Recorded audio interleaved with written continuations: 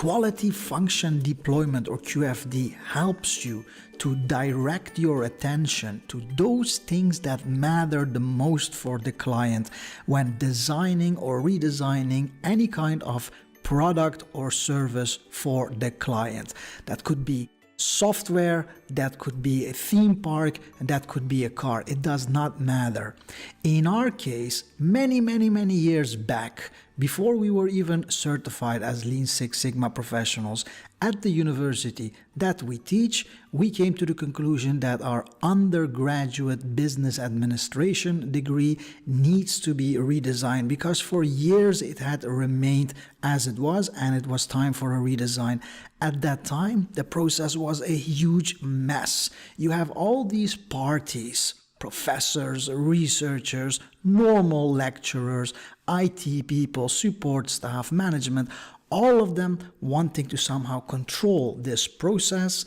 No one really knew exactly what we should focus on to give the customer, the potential student, the most value for his or her money. So the process was very messy.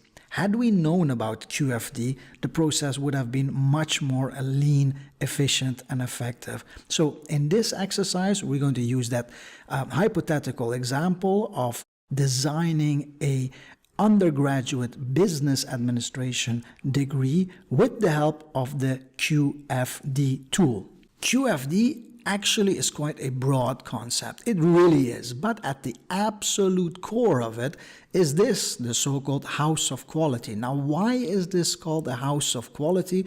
Well, I guess it kind of looks like a house. It doesn't look like my house, but it doesn't matter. It looks like a house nevertheless. Now, if you browse various sources, books or internet, doesn't matter, and you look for the house of quality, you will notice something.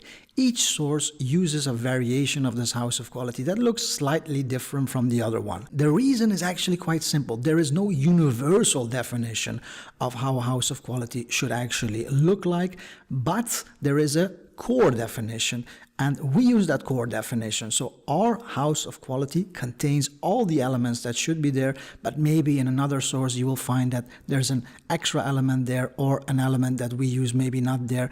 Does not matter. This contains all the important stuff. By the way, if you purchase this course, then attached to this video is a resource, a file that basically contains this. This is an empty house of quality that you can later use for your own studies or for your own work. So you can download this empty template as well if you have purchased this course. It is attached to the video. Also, an exercise is attached to this video, so please also download that. Let's go back to our house of quality. On the left side, we see the so-called voice of customer. That is what the customer, the potential student, says he or she wants.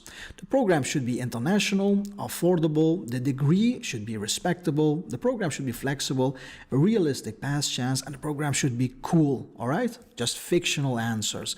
Furthermore, we ask this hypothetical customer to give some kind of weight to these things that he or she actually wants. And we use 1, 3, and 5 as weights. 5 being very important, 1 being not so important, and 3 being something in the middle.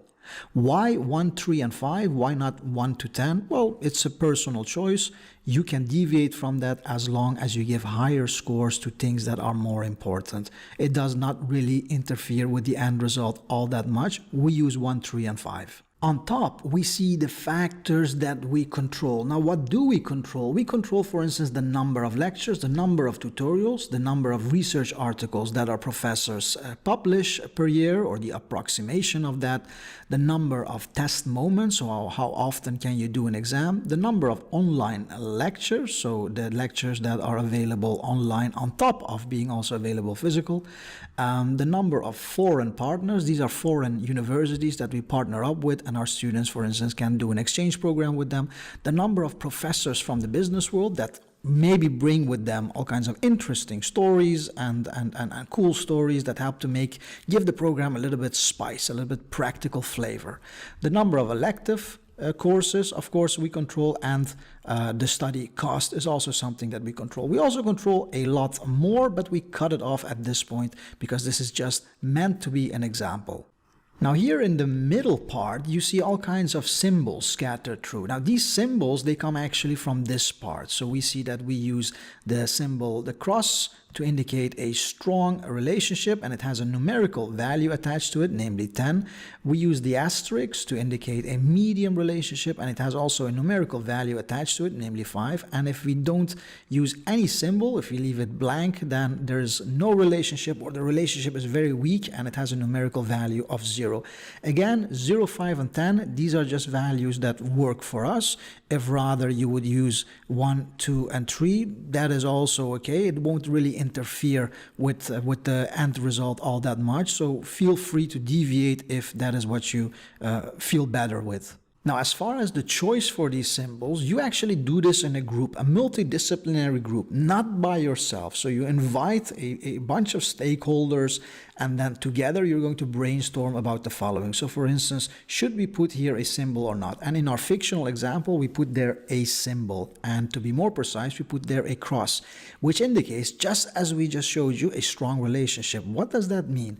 There's a strong relationship between this factor that we control, namely the number of foreign partner universities, and this voice of customer element, namely that they want to have the program to be nice and international. Of course, the more foreign partner universities you have, the more international experience you can potentially offer the customer. So that's why it has a very strong positive relationship there.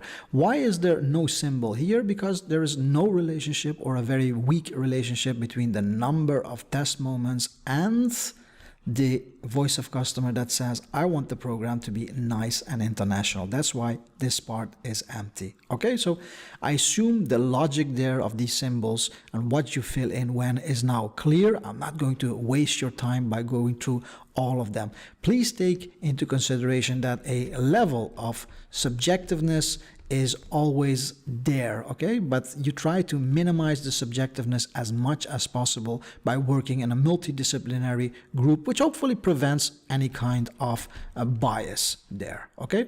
But please realize, if someone else fills this in, there might be a slight deviation from what you fill in. What we do subsequently is we actually continue to these importance factors, which you see over here. Now let's have a look at one of these values. For instance, this value over here, 65. How do we arrive there at this value of 65? Well, we look at the symbols that you see in this column, and that is this one and this one. This one indicates a value of 10, and this one indicates a value of 5. You can see it basically here. Furthermore, we see here the weights. So we multiply the weights by the numerical value of these symbols. So we have 5 times 10, that would be this part, and we have 3 times 5, because this value is valued at 5. So 3 times 5 and 5 times 10. This is 50, and this is 15, and together they are 65. Okay, so together they are 65, and that explains basically why you have this value here. The same principle also counts for the other values. I'm not going to waste your time there. I'm sure the principle is now clear. Now, how do we interpret these values? Well, as follows. If we see here a very low value, for instance 5, that means that the factor that is attached to this value, namely the number of electives, does not have a very strong role in achieving customer satisfaction. So in satisfying this voice of customer, namely what the customer wants, this factor here is not a very important one.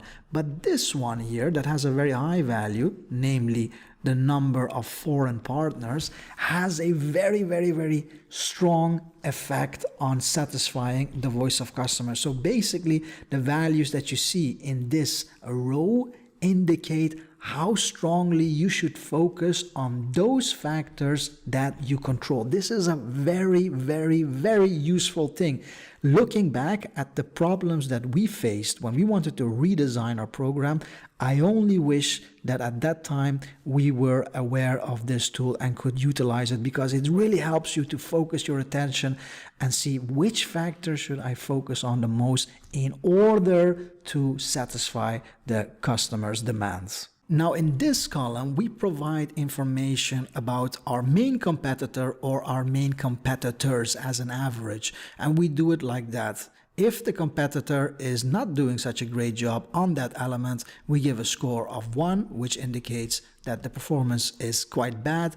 If their performance is okay, we give them 3. And if their performance is very good or excellent, we give them a score of 5. Again, 1, 3, and 5 is our personal choice. If rather you would like to do 1, 2, and 3, that is also fine, as long as it's clear to you and those working with you what you actually mean with these various values, and they should of course be in a certain order. In this particular case, for instance, we gave a score hypothetically of 1 in terms of the affordability when we look at our competitors. So in this hypothetical example, our main competitors have very bad affordability. In other words, their degrees are very expensive. But for instance, in terms of flexibility, we give them a score of 5. So our main competitors or main competitor is doing an excellent job in providing a flexible business administration program to undergraduate students. Now, why do I need that information about competitors? Because it's an extra support in terms of information.